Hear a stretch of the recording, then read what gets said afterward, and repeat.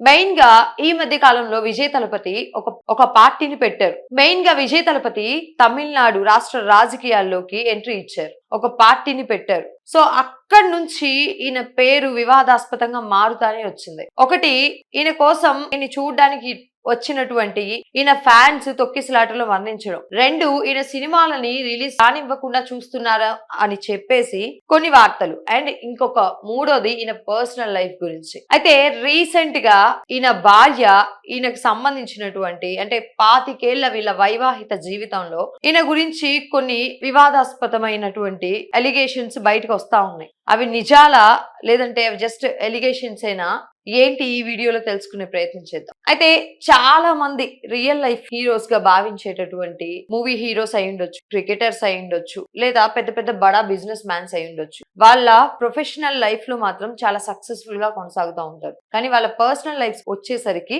చాలా మంది ఇబ్బందుల్ని ఎదుర్కొంటా ఉంటారు. అసలు అంటే ఒకళ్ళ లైఫ్ లోకి వెళ్ళి మనం తొంగి చూడలేం, కానీ వాళ్ళ లైఫ్ ని లీడ్ చేసేటటువంటి ఆ స్వేచ్ఛ, ఆ స్వతంత్రత వాళ్ళకు ఉంది. సో ఉంది కాబట్టే వాళ్ళ లైఫ్స్ ని వాళ్ళు లీడ్ చేసుకుంటా వెళ్తా ఉంటారు. అయితే ఈ తరహాలోనే విజయ్ తలపతికి సంబంధించి 25 ఏళ్ల ఆయన వైవాహిక జీవితంలో వాళ్ళ ఆవిడ కోర్టు మెట్లెక్కడం జరిగింది డివోర్స్ కోసం.